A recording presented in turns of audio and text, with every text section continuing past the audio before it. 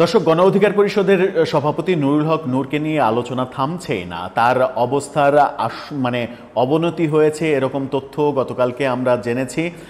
অবস্থার অবনতি নিয়ে নানা রকমের কথাবার্তা হচ্ছিল। এরই মাঝে গণ অধিকার পরিষদ বিভিন্ন সভা সমাবেশ করছে, কখনো পল্টন ময়দান দখল করে টায়ার জ্বালিয়ে জাতীয় পার্টির নিষেধাজ্ঞা দাবি করছে, 14 দলের নিষেধাজ্ঞা দাবি করছে, জিএম কাদেরের গ্রেপ্তার দাবি করছে, আবার জাতীয় পার্টির অফিসে হামলা করছে, আবার সেটা অস্বীকারও করছে। এরকম নানা কর্মকাণ্ডের মধ্যে গতকালকে গণ অধিকার পরিষদের সাধারণ সম্পাদক রাশেদ খানের একটি মন্তব্য বেশ আলোচনার জন্ম দিয়েছে এবং নানা রকমের ট্রলের জন্মও দিয়েছে। এবং যারা নুরুল হক নূরের পক্ষের মানুষ, তারা এটাকে খুবই আতঙ্কজনক খবর হিসেবে দেখছেন। আবার যারা বিপক্ষের, নুরুল হক নূরের সমালোচক যারা, তারা ফেসবুকে এটাকে নিয়ে নানা রকমের ট্রল করছেন। রাশেদ খান মন্তব্য করেছেন যে নুরুল হক নূরের মেমোরি লুজ হয়েছে এবং শর্ট টাইম মেমোরি লুজের কথা তিনি বলেছেন। সেটাকে নিয়ে যেমন আশঙ্কার কথা বিভিন্নজন আলোচনা করছেন, তেমনি ফেসবুকে ট্রলের ঘটনাও আমরা দেখছি যে সমস্ত মেমোরি চলে গেলেও নুরুল হক নূরকে যারা বিকাশ নূর বলে নানা রকমের সমালোচনা করার চেষ্টা করেন, তারা বলছেন যে বিকাশের পাসওয়ার্ডটা তিনি ভুলে যাননি।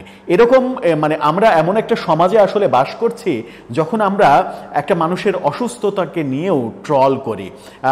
যে দেশে মৃতদেহ তুলে কোনো মুসলমানের লাশ তুলে পুড়িয়ে দেয়া হয়, সে দেশে এই অসভ্যতার সমালোচনা করেই বা লাভ কি? এটুকু অসভ্যতা তো এটা ডাল ভাত, এটা কোনো ব্যাপারই না।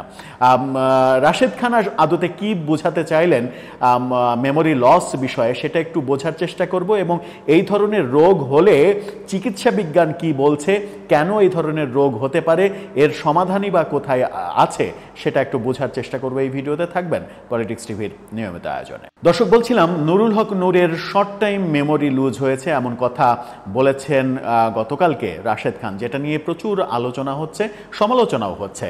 গণমাধ্যম যেটা জানিয়েছিল রাশেদ খানকে উদ্ধৃত করে, সেই শিরোনামটা দেখে নিতে পারেন। সেখানে বলা হচ্ছিল যে নূরের শর্ট টাইম মেমোরি লস হচ্ছে, বিদেশে পাঠাতে গড়িমসির অভিযোগ রাশেদ খানের। অর্থাৎ তাকে বিদেশে পাঠানো হচ্ছে না, সেই ব্যাপারে গড়িমসি করা হচ্ছে, এই অভিযোগ করা হয়েছে। এখন শর্ট টাইম মেমোরি লস কেন হলো, তার শর্ট টাইম মেমোরি লস ব্যাপারে চিকিৎসা বিজ্ঞান কি বলে?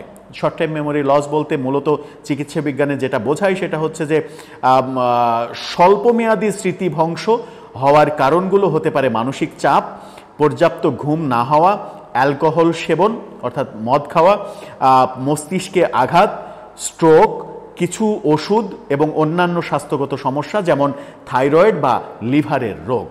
অর্থাৎ এই যে কারণগুলোর জন্য শর্ট টাইম মেমোরি লস হতে পারে, তার মধ্যে নুরুল হক নূরের একটা কারণ আমরা জানি, সেটা হচ্ছে যে তিনি ওই দিন যে আইনশৃঙ্খলা রক্ষাকারী বাহিনীর লাঠিপেটার শিকার হয়েছিলেন, ওই দিন তিনি মাথায় আঘাত পেয়েছিলেন, এমনটা জানানো হয়েছিল। সুতরাং মাথায় আঘাত পাওয়ার কারণে এটা হতে পারে। এর ফলে যেটা হয় সেটা হচ্ছে সাম্প্রতিক ঘটনা, কথোপকথন বা কাজ ভুলে যাওয়ার ব্যাপার ঘটে, একই প্রশ্ন বারবার করা কিংবা কোনো কিছু মনে রাখতে না পারার মতো লক্ষণ দেখা যেতে পারে।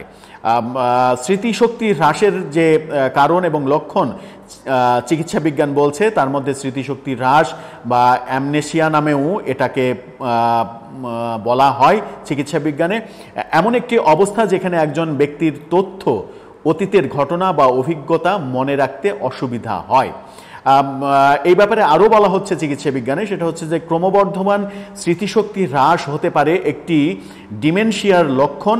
এটি কেবল স্মৃতির চেয়েও বেশি কিছুকে প্রভাবিত করতে পারে।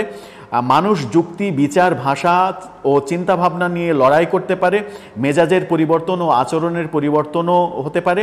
ডিমনেশিয়া সাধারণত ধীরে ধীরে শুরু হয়, সময়ের সাথে সাথে লক্ষণগুলো আরও খারাপ হতে থাকে। ডিমনেশিয়ার সবচেয়ে সাধারণ কারণ হলো আলঝাইমার রোগ।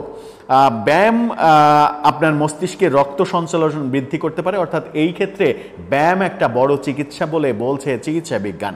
সপ্তাহে 150 মিনিট মাঝারি ধরনের ব্যায়াম যেমন হাঁটা অথবা 75 মিনিট তীব্র ব্যায়াম যেমন জগিং, করার জন্য মানে প্রস্তুতি রাখা উচিত, এবং এই ব্যায়ামের মাধ্যমে স্মৃতিশক্তি হারিয়ে যাওয়ার যে ব্যাপারটা সেটা আস্তে আস্তে ফিরে আসার লক্ষণ দেখা যায়।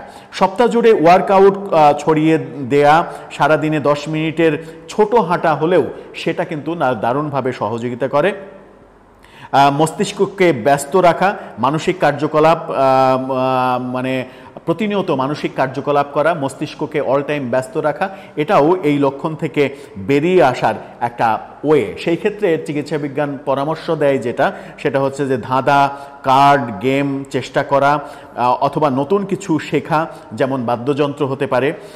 গাড়ি চালানোর সময় বিভিন্ন রুট নেয়া, বিভিন্ন নতুন নতুন রুট নেয়া, যেন পুরনো স্মৃতি ফিরে আসতে সেই সময় সহযোগিতা করে। তার মানে হচ্ছে যে চিকিৎসা বিজ্ঞান যেটা বলছে সেটা হচ্ছে যে কারণে হতে পারে, সেটা হচ্ছে যে কারণগুলো রয়েছে চিকিৎসা বিজ্ঞানে, অ্যালকোহল সেবনও কারণ রয়েছে, কিন্তু নুরুল হক নূরের ক্ষেত্রে মাথায় আঘাত পাওয়ার ঘটনা যেহেতু রয়েছে সেহেতু এই ঘটনা সত্য হতে পারে, শর্ট টার্ম মেমোরি লস হতে পারে।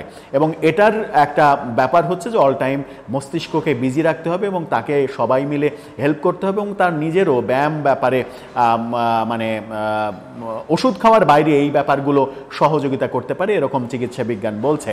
আমি যেহেতু ডাক্তার নই, ডাক্তাররা আরও ভালো বলতে পারবেন। মোটামুটি চিকিৎসা বিজ্ঞান একটু ঘাটাঘাটি করে যেগুলো তথ্য পাওয়া গেছে সেগুলো নিয়ে আলোচনা করলাম। এখন যারা ট্রল করছেন, নুরুল হক নূরকে নিয়ে যারা ট্রল করছেন, যারা ট্রল করেন যে তার মেমোরি লস হয়ে যাওয়ার ফলে, রাশেদ খানের এই মন্তব্যের পরে যারা ট্রল করছেন যে মেমোরি লস হয়েছে ঠিকই, সব মেমোরি চলে গেছে, কিন্তু বিকাশের পাসওয়ার্ডটা তিনি ভুলে যাননি, বিকাশের পাসওয়ার্ডটা মনে আছে। এই যে সমাজের মধ্যে আমরা পড়ে গেছি, এই যে সংস্কৃতির মধ্যে আমরা পড়ে গেছি, যেখানে আমরা মানুষের অসুস্থতা নিয়েও ট্রল করি, এটার পেছনে শুধুমাত্র ট্রলকারীদের যে দোষ রয়েছে তা কিন্তু নয়। আমরাও নিজেদেরকে ট্রলের মানে পণ্য হিসেবে এমনভাবে আমাদের নিজেদের কর্মকাণ্ড দিয়ে তৈরি করে ফেলি, কিংবা সমাজে আমাদের কর্মকাণ্ডগুলোকে কখনো কখনো এমন নেগেটিভ আকার ধারণ করিয়ে ফেলি যে মানুষ সেগুলোকে নিয়ে খুব সহজেই ট্রল করতে পারে। সেই ক্ষেত্রে ব্যক্তি সচেতনতা একটা বড় ব্যাপার। রাজনৈতিক ব্যক্তিরা আরও বেশি ট্রল হন, তাদের বিভিন্ন সময়ে বিভিন্ন কর্মকাণ্ড, বিভিন্ন বিতর্কিত কর্মকাণ্ড এবং কথাবার্তা, এই ব্যাপারগুলোই তাদের এরকম করুণ সময়েও ট্রলের শিকার হতে বাধ্য করে, এমনটাও কখনো কখনো দেখা গেছে। কিন্তু আমরা প্রত্যাশা করব সেই সমাজটা গঠিত হোক যে সমাজে নুরুল হক নূর অসুস্থ এই কথাটাকে নিয়ে কেউ ট্রল করবে না, তার বিপক্ষের মানুষগুলোও অন্তত মানে সহমর্মিতা প্রকাশ করবে। সেই সহনশীল সমাজ আমাদের আদৌ হবে কিনা। আবার রাশেদ খান যে অভিযোগটা করছেন সেটা নিয়েও ট্রল হচ্ছে যে এই অভিযোগটা এক ধরনের রাজনীতি কিনা, তাকে অনেক বেশি সময় ধরে অসুস্থ দেখিয়ে এক ধরনের রাজনৈতিক ফায়দা, যেমন তাদের যে চাওয়াগুলো, জাতীয় পার্টি নিষিদ্ধ করতে হবে, 14 দল নিষিদ্ধ করতে হবে, জিএম কাদেরকে গ্রেপ্তার করতে হবে, এটা করতে হবে, ওটা করতে হবে, যে দাবিগুলো, সেই দাবিগুলো বাস্তবায়ন যেন সহজ হয়, এই কারণে এটা একটা রাজনৈতিক গেম কিংবা রাজনৈতিক কৌশল হতে পারে, সেটাও অনেকে বলছেন। আবার সেটাকে উড়িয়ে দেওয়ারও কোনো কারণ নেই, কারণ বাংলাদেশের রাজনীতি এতটাই নষ্ট পথে চলে গেছে যে রাজনৈতিক ফায়দা উসুল করার জন্য আমরা জীবন নিয়ে খেলতেও খুব একটা কার্পণ্য বোধ হয় করি না, কিংবা করার সংস্কৃতির মধ্যে আমরা এখন নেই। দর্শক, সব মিলিয়ে আপনার কি মনে হয়, নুরুল হক নূর কি সত্যি মানে মেমোরি লস করে ফেলেছেন, শর্ট টাইম মেমোরি লস করে ফেলেছেন? করলে কেন ট্রল হচ্ছে, কেন তাকে নিয়ে সহমর্মিতা, সহানুভূতি কেন জানাচ্ছে না মানুষ? সব মানুষের কথা বলছি না, কিছু মানুষ, এবং এই কিছু মানুষ স্পেসিফিকলি অবশ্যই তারা আওয়ামী ভাবাপন্ন কিংবা জাতীয় পার্টি ভাবাপন্ন, যাদেরকে নুরুল হক নূরের দল শত্রু হিসেবে মানে পরিগণিত করে, তারাই বেশিরভাগ করে। কিন্তু সেটা করা উচিত কিনা, করাটা কতটা মানবিক, আপনার দৃষ্টিভঙ্গি থেকে সেটা বিচার করে জানিয়ে লিখতে পারেন আমাদের কমেন্ট বক্সে।